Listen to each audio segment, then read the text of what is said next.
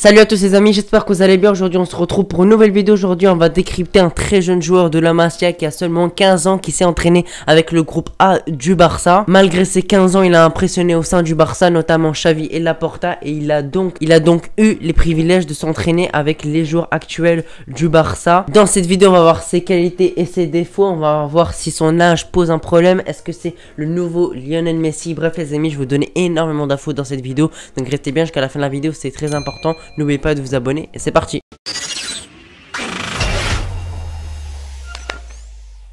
Alors les amis, pour commencer, donc le crack, ce fameux crack, il s'appelle Lamine Yamal. Il est espagnol et marocain, il a 15 ans, il est né le 13 juillet 2007, donc il est vraiment très jeune, il a à peine 15 ans, il est ailier droit mais il peut aussi jouer en tant que ailier gauche ou dans l'axe. Son prochain match sera contre l'Inter Milan au Youth League, tout simplement la Champions League des jeunes. Il sera très probablement titulaire. Il est en fin de contrat le 30 juin 2024, donc il va rester encore pas mal de saisons au Barça. Le Barça, et je pense que Laporta va se dépêcher tout simplement de le prolonger parce que vu son talent, vu son jeune âge et vu tout simplement son potentiel, je pense que Laporta va vraiment s'empresser de le prolonger avant que certains grands clubs essaient de le shipper au Barça. Donc ça va vraiment être quelque chose d'important de préserver nos cracks de la Masia, pas que lui mais surtout Lamine Yamal. En tout cas c'est pour Xavi le joueur le plus talentueux de la Masia, donc il va falloir absolument le conserver et le prolonger très rapidement. Il s'est entraîné avec le Barça A, c'est-à-dire avec les joueurs actuels du Barça, que ce soit Lewandowski, Fati, Piqué, etc., etc.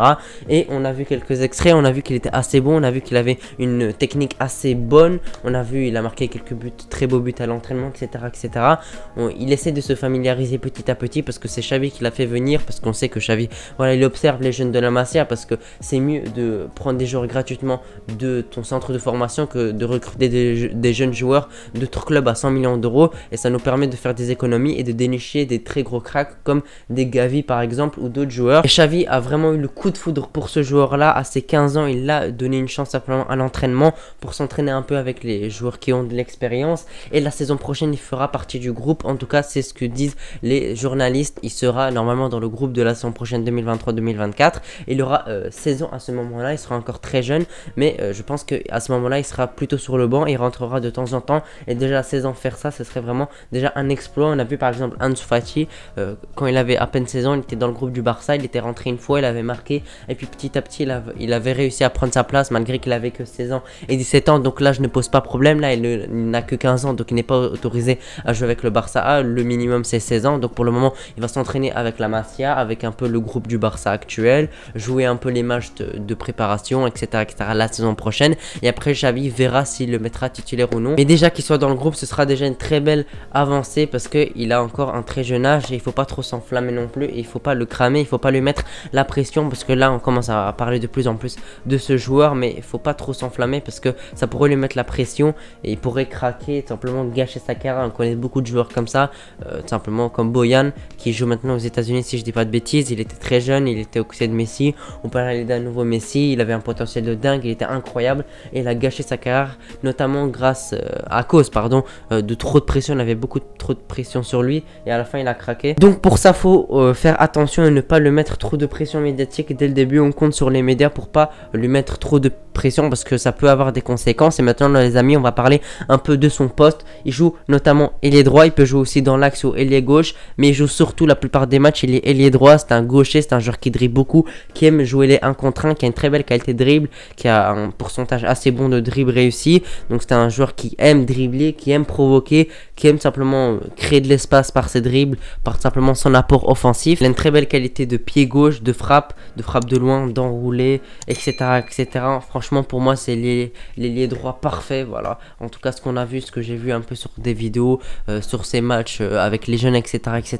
On voit qu'il a vraiment beaucoup de potentiel et qu'il est vraiment très bon sur le côté droit, mais il peut aussi être très bon sur le côté gauche. Il a déjà joué à ce poste-ci et aussi dans l'axe il a déjà joué également, mais quand il joue sur l'axe il tente moins de dribble, il est surtout là pour essayer de terminer et essayer de jouer simplement en tant que pivot pour essayer de libérer des espaces aux autres ailiers. Mais la plupart du temps pour moi son style de jeu me donne pas trop envie de le mettre simplement dans l'axe. Je le mets plutôt sur les côtés, que ce soit ailier gauche ou ailier droit, mais surtout, personnellement, je le trouve plus à l'aise sur l'aile droite, que ce soit pour faire des passes, pour centrer, pour marquer, etc., etc. Je le trouve mieux, surtout pour tirer, pour mettre des enroulés, parce que lui, il est gaucher, s'il joue sur le côté gauche, il a moins d'opportunités pour tirer de son bon pied, donc les droits pour moi, c'est parfait pour qu'il puisse marquer, parce que c'est un joueur qui aime marquer, tout simplement, voilà, c'est un joueur qui a faim de but, qui aime scorer, etc., etc. Donc, le meilleur poste pour moi, c'est ailier droit. Et toutes les capacités que je vous ai dit, ça nous fait penser un peu à Messi. C'est pas un joueur très grand, c'est un jeune joueur, un joueur qui dribble beaucoup, qui aime éliminer plusieurs joueurs d'affilée, qui aime marquer, etc., etc. Je vous avoue, ça nous fait penser un peu à Messi, mais faut faire attention les amis, parce que il n'a que 15 ans, faut pas lui dire simplement Messi, nouveau Messi, etc., etc. Ça va lui mettre simplement une énorme pression, parce qu'on sait que personne peut être Messi, et voilà, c'est un très jeune joueur qui peut faire une grande carrière, mais attention de ne pas lui mettre de la pression par rapport à ça. Ça va pas être le nouveau Lionel Messi, ça va être le nouveau, simplement ça va être Lamine Yamal. Faut pas le faire ressembler, voilà, dire il ressemble à Ronaldo, Messi, etc., etc.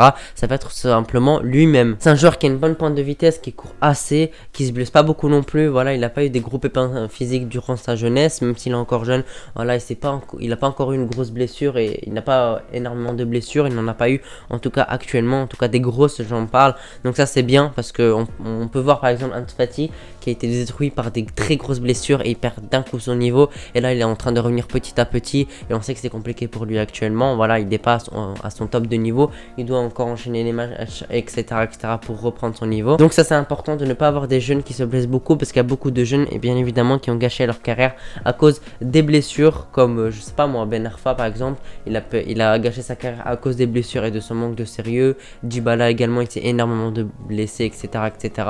Donc il faut pas qu'il tombe dans ça, il faut qu'il soit sérieux, parce que les amis, il y a beaucoup de joueurs qui ont des gros potentiels et qui ont gâché leur carrière aussi à cause qu'ils n'ont pas de sérieux, tout simplement. Il y a beaucoup de joueurs qui ont gâché leur carrière à cause de ça, comme Ben Arfa, hein.